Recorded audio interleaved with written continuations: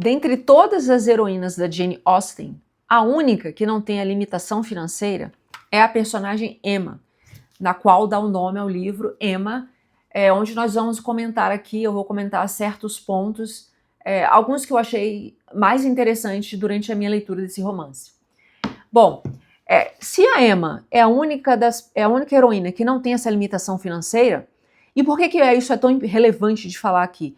Porque, como eu mencionei até num vídeo anterior, essa temática da estratificação social, logo da questão financeira, desse mercado do casamento, tudo isso é uma temática extremamente importante na Jane Austen, em todos os livros dela.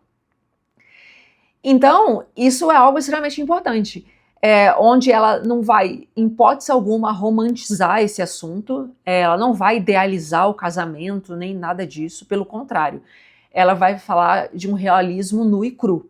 Então, dizer que a Emma não tem essa limitação financeira é algo extremamente curioso. Por quê? Ela não precisa se preocupar com o casamento, porque ela é herdeira. Ela mesmo fala aqui no livro, eu não pretendo me casar, nem quero, porque eu não preciso. Porque o meu sustento, tudo está garantido. Eu sou a dona de Highbury, o lugar, lá o condado onde ela vivia. Eu sou a dona, eu sou a maior daqui. Então, essa não é uma preocupação. Mas será que a Emma não tem uma outra limitação? Então, isso é muito interessante a gente também perceber na hora que está lendo esse livro. Qual seria teria a Emma uma outra limitação? Já que ela não tem a financeira, qual é a outra limitação da Emma? E é isso que a gente vai descobrir. Porque os personagens da Jane Austen, todos eles, né, essas heroínas e até mesmo os outros que fazem parte, eles não são personagens perfeitos. Isso fica bem claro. Todos eles passam por um processo de amadurecimento.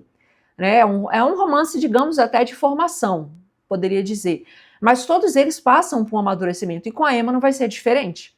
E com todos os outros personagens. Você vai perceber isso, eles crescendo, tendo maturidade no decorrer. Porque a Emma, ela juntamente com a irmã, a Isabela, elas perderam a mãe quando eram muito pequenas. E elas continuaram, né, foram morando com o pai, que é uma pessoa extremamente hipocondríaca. Eu vejo até como uma pessoa extremamente egoísta e, na minha visão, foi uma pessoa que acabou prejudicando a Emma no seu modo de ver a vida, né, o senhor Woodhouse, e juntamente com uma preceptora, a senhorita Taylor, que criou elas duas. A Isabela, né, nesse determinado momento, ela casou, mora em Londres e ficou ali naquele vilarejo, né, Highbury, o pai, a Emma e a senhorita Taylor. Aos 21 anos de idade, a senhorita Taylor, ela casa. Então ela sai ali da propriedade e a Emma se vê sozinha com o pai. E aí ela se vê sozinha com o pai, tá. Só que ela foi criada de uma maneira, e sem a mãe, ela é uma pessoa, né, até quando o livro fala logo no início, ela é extremamente inteligente, mas algo tem que ser dito aqui, né? Não basta sermos inteligentes, nós precisamos trabalhar a nossa inteligência. Caso contrário, nós vamos ser prejudiciais, né? Vamos ficar prejudicados quanto a nós mesmos e principalmente aquela pequena comunidade, a sociedade na qual nós estamos vivendo. Porque nós somos pessoas decaídas, certo? Acreditamos nisso. Então nós precisamos trabalhar as nossas paixões, sermos pessoas virtuosas. Caso contrário, é ladeira abaixo, né? Só que ao mesmo tempo a Emma, né, ela tem uma certa virtuosidade. A gente percebe que ela se arrepende quando ela faz várias burradas, né, que a gente fica meio assim, nossa, por isso que muita gente odeia a Emma. Ou você ama ou você odeia, né? Uma coisa assim, mas muita gente detesta a Emma, até que eu falei algumas vezes com algumas amigas. Mas a Emma, se você vê, quando ela erra, ela tem aquela capacidade, ela reconhece que ela errou, ela tem esperança para Emma. Mas enfim, então ela é essa pessoa que foi bastante mimada, né? Ela não tem muito consciência, né, das coisas, de si, do mundo, né? A visão dela é limitada, porque ela mora num pequeno vilarejo, ela não tem muito interação social. Ela tem até interação social, mas não são interações que vai evoluir o pensamento. Porque assim, a gente, né, tem que interagir, mas a gente também, até uma coisa pra gente, a gente tem que tomar cuidado com quais são as pessoas que a gente conversa, quais são os nossos círculos, desculpa.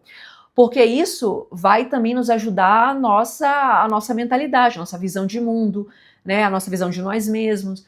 Então isso é muito importante e vai nos desafiar. Por isso que é sempre interessante a gente estar com pessoas, né, muito mais inteligentes que nós mesmos. Isso seria seria um cenário ideal. E com a Emma não acontece isso.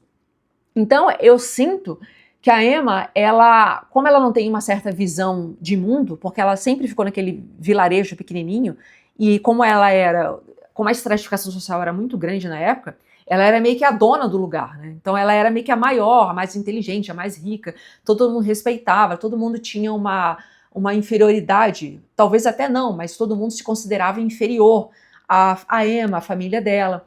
Então, enfim, e a pessoa ainda é mimada, né, não tem consciência das coisas, então fica uma situação bem difícil. Então, quando a senhorita Taylor sai da casa, a Emma, ela se vê num tédio, até ela conta no livro que ela se vê ele conta até, acho que numa solidão intelectual, porque ela é preguiçosa, ela não quer fazer nada, ela tem preguiça, né, ela não é resiliente. Então ela começa, só que outra coisa, ela tem uma imaginação altamente aguçada, ela é muito imaginativa. Então ela começa, né, a vislumbrar, imaginar que ela pode casar as pessoas, porque de alguma maneira ela ajudou a senhorita Taylor a se casar, então ela acha que ela que fez aquilo, então ela pode, né, começar a juntar pessoas, juntar casais, né? Só que é aí que tá. Então é claro que isso não vai dar certo, né, gente? Então a Emma, ela começa o quê? Ela começa a idealizar as coisas. Ela começa a idealizar as relações interpessoais, né? Ela começa meio que querer manipular, começa a querer virar aquilo ali de fato uma ficção. Ela não está na realidade. E é claro que ela pega pessoas ingênuas, pegou a personagem Harriet, né? Que é uma pessoa extremamente que tem uma inteligência bem limitada, é bem ingênua, não reconhece que ela está sendo manipulada, né? Então ela se deixa levar pela Emma e claro que o que ela tenta fazer lá, que é casar com o Sr. Elton, que vocês leram o livro talvez saibam, não dá certo. E ela fica assim, e aí a Emma reconhece que isso foi um erro, e isso que eu achei interessante. Ao mesmo tempo que ela fez aquilo ali, ela vai começando a cair na real, porque ela tá indo para a vida real, então ela tá, né, batendo cabeça, mas assim, ela bate cabeça, e eu até achei interessante que quando isso aconteceu, ela falou assim, isso eu achei legal dela, você vê que ela é uma pessoa que tem esperança, que ela falou assim, mas eu queria tanto que esse desgosto que aconteceu com a Harriet, né, ela teve compaixão. Eu preferi que isso acontecesse comigo, não com ela. Porque ela viu que foi uma coisa muito ruim do que ela fez com a Harriet. Então eu vi aí que foi uma questão que ela reconheceu, né? Ela começou a evoluir minimamente. Aí depois disso, né, eu achei interessante, um outro ponto também que eu achei interessante, né, que ela começou a sair da realidade, é que quando chegou na cidade a Jane Fairfax, eu vi ali como se fosse um espelho, né? Você vê você mesma, né? Ainda que inconscientemente. Porque a Jane Fairfax, ela era uma menina, ela é da mesma idade que a Emma, e ela morava ali naquele vilarejo, só quando na infância, né? Ela perdeu a mãe, só que enquanto a Emma perdeu a mãe e ficou morando com o pai e preceptora, a Jane não tinha condições financeiras, então ela morava com a tia, a senhorita Bates, que é uma família extremamente pobre, ali do vilarejo, e com a avó, que também é extremamente pobre. Então eles não tinham condições de cuidar da Jane. Poderia até ficar. Mas o pai dela, quando faleceu também, ele tinha o chefe dele, o patrão dele, era um coronel, algo assim, era uma pessoa bem influente, né? Tinha família, tinha esposa e tinha filha, né, e pegou a Jane para criar, e a família concordou. Então ela foi morar até em outra cidade, se eu não me engano, eu acho que é Londres, eu não sei, enfim, esqueci. Mas eles foram morar numa cidade grande e a Jane, né, foi embora. E depois disso nunca mais a Emma, né, nem ninguém viu essa menina. E ela, quando tá com uns 20 e poucos anos, ela volta para a cidade. Então tava todo mundo na expectativa. E a Jane Fairfax, ela é uma menina extremamente... Ela viveu numa família extremamente com poder aquisitivo. Então ela teve toda uma educação diferente da Emma. Então ela foi educada. Ela é aquela pessoa que toca piano muito bem, Ela é uma pessoa extremamente, tem uma postura, né? Ela conseguiu assimilar tudo aquilo, ela aproveitou toda aquela oportunidade, né? Que é o que tinha para ela. Só que ela não tem condições financeiras. Apesar dela estar nessa família, ela tem uma limitação financeira. Então ela fica muito à mercê dos outros e do que falam para ela, que é uma coisa que eu percebi também. A condição financeira, é isso que a Jane Austen tá mostrando aqui pra gente, tanto na personagem da Harriet, quanto na personagem da Jane Fairfax, da senhorita Bates, enfim, todas essas mulheres que têm uma condição limitada financeiramente. Você fica muito à mercê do outro, você é meio que abafada. Elas são mulheres que não conseguem expor seu ponto de vista, ainda que minimamente. Elas se verem, então isso é assim, é bem sufocante. E a Emma, ela fala o que ela quer, portanto ela faz o que ela quer, manipula as pessoas e sem dó, porque ela está garantida financeiramente. Então isso é uma coisa bem interessante também da gente se observar dessa época e o que está acontecendo aqui. Então, voltando para Jane Fairfax, ela tinha todas as características, né, de uma boa menina, então ela estava sendo muito elogiada, né, enfim. Quando ela chega no vilarejo, né, ela é meio que um espelho para Emma, porque pela primeira vez Emma viu uma ameaça. Alguém que, assim, nossa, essa pessoa pode competir comigo, dá para competir inconscientemente falando. Então, ela se sentiu ameaçada, porque a menina era extremamente, era melhor em várias características que a Emma era inferior, devido à sua preguiça, como é que fala?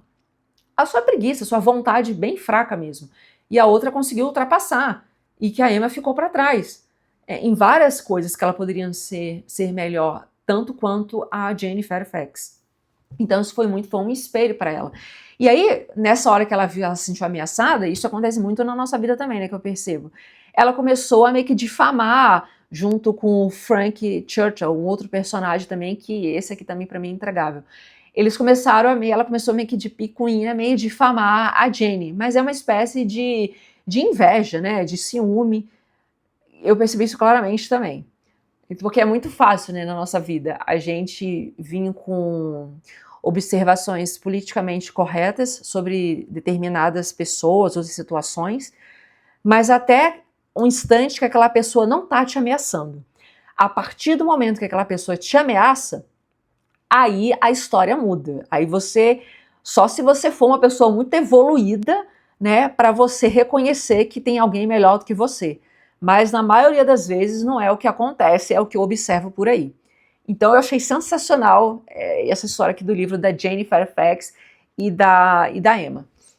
Outra pessoa que é intragável para mim é o Frank Churchill, que ele, quando veio para a cidade também, né, tudo bem que ele tinha aquele segredo lá, né, ele não poderia contar que ele estava em relacionamento com a Jane Fairfax, tudo bem, mas assim, ficar fazendo o que ele fez de picuinha com a Emma, meio que destratando a Jane, sabe, sendo que ele tinha um relacionamento com ela, e no final destratando ela de várias maneiras, sabe, meio que zombando, até naquele passeio lá dos morangos que eles foram, teve a situação com a senhorita Bates, né, que foi bem desagradável, a Emma com a senhorita Bates, então, mas ali o Frank Churchill destratando, dando risada, assim, com a Jane, eu achei bem, assim, bem intragável aquilo, eu não gostei dessa parte, assim, é um personagem que pra mim não fez sentido nenhum, nem ele ter terminado com a Jane, ter se casado com ela, mas, né, são moças que não estavam muito em situações de muita escolha, né, então era o que tinha, então para elas é uma situação bem difícil, diferente da Emma que pode escolher.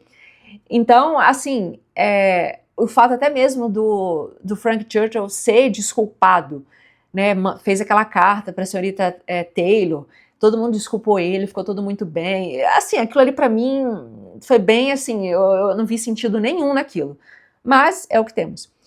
E eu acho que sim, uma outra coisa que me chamou muita atenção também é quando, né, a senhorita Harriet, que é perdida, coitada, né, no final ela casa com o Sr. Martin, que era o que ela queria desde de início, né, Mas lembra no final que ela cismou que o senhor Knightley, que pra mim é sensacional, que queria casar com ele, que achou que estava interessado nela e tudo mais. Aí ela foi contar isso pra Emma, e a Emma ficou desesperada, porque a Emma, ela sempre tinha uma amizade muito grande com o senhor Knightley, né, e no fundo, ela, lembra que ela chegou à conclusão, se ele tem que casar com alguém, não tem que ser com a senhorita Smith, tem que ser comigo. Né? E aí ela, nessa hora, ela viu uma outra ameaça. Ou seja, ela sempre tentava tratar bem, né, a Harriet, tentava colocar ela, né, numa posição social assim, aceitável para ela conseguir, né, se casar com alguém, que esse era o plano dela. Então ela sempre, né, fingia que era amiga e tudo mais, né, aquela coisa bem, né, educada, bem polite. Mas quando ela viu que a senhorita Harriet estava meio que ameaçando a querer algo que ela queria muito, que ela, na verdade, ela percebeu que ela queria casar com o Sr. Knightley, ela começou o quê? Começou a difamar a senhorita Harriet. É um outro ponto que eu estava falando também da gente, quando tem alguém, a gente é legal até certo ponto, mas quando alguém mexe no nosso calo, né, aí a gente mostra quem a gente é de verdade. E aí foi o que ela fez, ela começou a difamar a senhorita Harriet, tanto intelectualmente quanto financeiramente, né? Então eu percebi que isso era, assim, foi bem desagradável, né? Aí você vê até que ponto as pessoas chegam e até que ponto a Emma chegou. Então eu também é uma característica que eu achei bem interessante. Porque uma coisa interessante que eu observo até nos outros romances da Jane Austen, até no do Orgulho e Preconceito, né, da própria Elizabeth Bennet, lá, abrindo um parênteses aqui agora. Na maioria das vezes, são personagens, são inteligentes, têm uma dificuldade financeira, não é o caso da Emma, mas lá no Orgulho e Preconceito também a pessoa é inteligente, tem uma inteligência, né? Mas, e quando a gente tem essa inteligência, né, meio que aguçada, eu sinto que a Jane Austen trata isso, você fica muito propenso ao julgamento. Julgar para você é algo muito fácil. É meio que você tem essa facilidade, que é uma coisa ruim, né? Porque deveria ser o contrário, você deveria ter a inteligência, o discernimento de não sair julgando. Mas quanto mais inteligente você fica, se você não se trabalhar, você fica mais propenso ao julgamento. E eu percebo isso claramente nesses personagens da Jane Austen, eu percebi isso na Emma também. Né? Então, eu acho que a limitação, para a gente finalizar, né, que já está bem longo o vídeo, a limitação da Emma seria essa questão dela não ter na sociedade na qual ela está vivendo, ela não teve pessoas no qual ela pudesse educá-la, mas até mesmo pessoas que pudessem, socialmente, conversas que pudessem tirar ela daquele romantismo, daquela idealização, trouxesse ela para a realidade. Né? Até mesmo a preceptora dela, o pai dela, por isso que eu acho que são pessoas que não ajudaram a Emma a evoluir.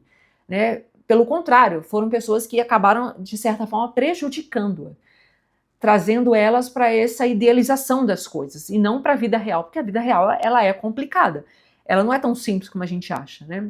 E não dá pra gente manipular as pessoas, como a Emma estava fazendo. Então eu acho que quando ela se viu, né, de frente, né, saindo daquele mundinho dela, né, do mundo fantástico ali perfeito, quando a preceptora saiu, ela se viu tendo que, né, ela foi pro mundo. E ela deu de cara com o mundo e levou muito na cabeça. Mas ali foi um momento que ela começou a crescer. Por isso que eu acho que é importante, muitas das vezes, a gente, né, tendo a possibilidade de conhecer outros lugares, conhecer pessoas, não ficar limitado no nosso mundo, né? Meio que colocar a cara a tapa, colocar as nossas qualidades, aquilo que a gente é para jogo. E a gente cair e aprender, porque é assim que é a vida e é assim que a gente cresce. Então é isso, eu acho que eu falei bastante, né? Eu espero que não tenha sido redundante nem prolixa, mas eu espero que vocês tenham gostado e comentem aí se vocês acharam que faz algum sentido nisso tudo. E obrigada, pessoal, e até a próxima.